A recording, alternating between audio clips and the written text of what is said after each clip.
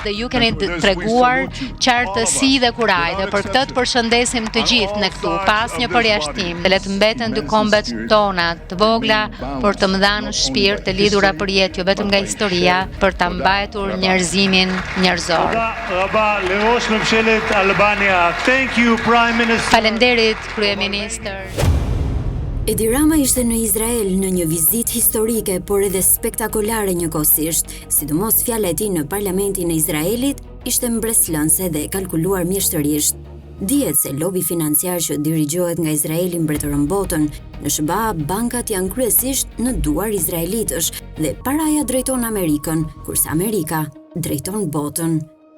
Vizita e kryeministrit Edi Rama në Izrael nuk ishte një udhëtim protokollar i zakonshëm, por një lëvizje mirë kalkuluar politike në një moment jashtëzakonisht delikat për lindjen e mesme dhe për diplomacinë globale.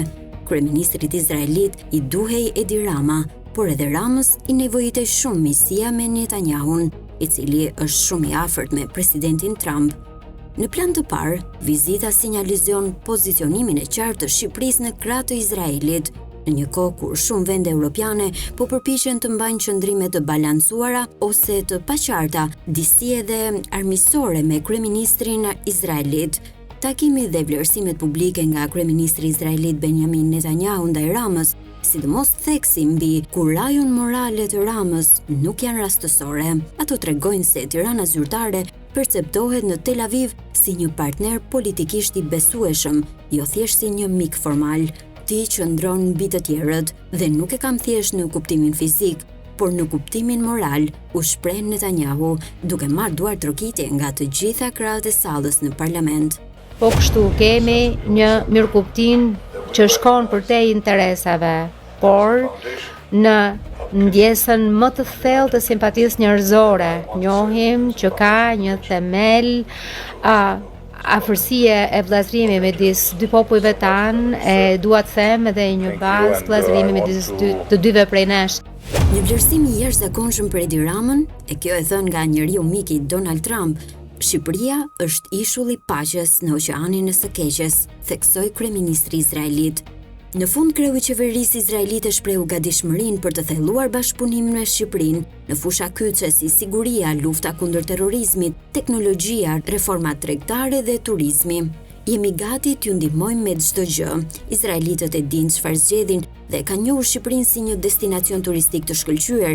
Kemi një rritje gati 100% të turistëve izraelit që vizitojnë vendin tuaj dhe falshies suaj estetike, po e bëni Shqipërinë më të bukur, përfundoi Netanyahu. Tojmë marrëdhënie të shkëlqyera midis Shqipërisë dhe Izraelit. Numri i turistëve izraelit që kanë shkuar në Shqipëri është rritur me 800%, ndoshta 1000 dhe së shpejti do të bëhen shumë më tepër. Dhe mund t'ju them të gjithë izraelitëve që Shqipëria është një vend i mrekullueshëm, me njerëz mrekullueshëm, kështu që shkoni atje. Kjo ishte e para. E dyta, kemi kompani investues izraelit të cilët dinë që ka një mundësi të madhe ekonomike në Shqipëri, ka një orientim drejt tregut të lirë dhe që ka gjëra që mund të zhvillohen së bashku me shqiptarët. Të fjalë që shefit të qeverisë së Izraelit drejtuar kryeministrit shqiptar se jemi gati t'ju ndihmojmë me çdo gjë është një gjë e mirë për Shqipërinë, ndonse ka xhelozuar Brukselin. Nga këndvështrimi strategjik, kjo vizitë forcon imazhin e Ramës si një lider që nuk shmang temat e vështira ndërkombëtare, por përpiqet të luajë rol aktiv në to. Shqipëria, edhe pse një vend i vogël, po pozicionohet si aktor politikisht koherent në raport me SBA, duke ruajtur vijën tradicionale pro-izraelite që nga hapja e ambasadës në Jeruzalem.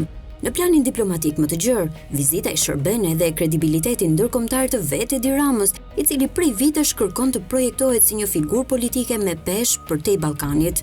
Mesazhi është i qartë. Shqipëria nuk është spektatore pasive zhvillimeve globale, por një vend që zgjedh anë dhe mban përgjegjësi për zgjedhjet e veta. Nga ana tjetër, kjo vizitë ka edhe kosto politike të brendshme dhe rajonale. Qëndrimi i hapur pro-Izrael mund të kritikohet nga qarqe që kërkojnë neutralitet më të madh ose ndjeshmëri më të theksuar ndaj çështjes palestineze. Dhe këtu hyn në lojë disa shtete europiane, por Rama duket se e ka bërë llogaritë e veta. Përfitimi strategjik dhe marrëdhënia me aleatët kryesor peshojnë më shumë se kritikat afatshkurtra. Në thelb, vizita në Izrael është një deklaratë politike, jo thjesht një agjend takimesh. Ajo konfirmon linjën e politikës së jashtme shqiptare, aleancë fort me SBA-t, partneriteti ngushtë me Izraelin dhe një diplomaci që kërkon të jetë e dukshme edhe kur kjo nënkupton marrje rreziku. Në këtë kuptim, Rama jo vetëm vizitoi Izraelin, por e përdori vizitën për të përcaktuar qartë se ku qëndron Shqipëria në hartën politike të botës sot. Dhe në fund të fundit, i shërbeu vetë personalisht Edi Ramës si njeri që shikon përtej Shqipërisë.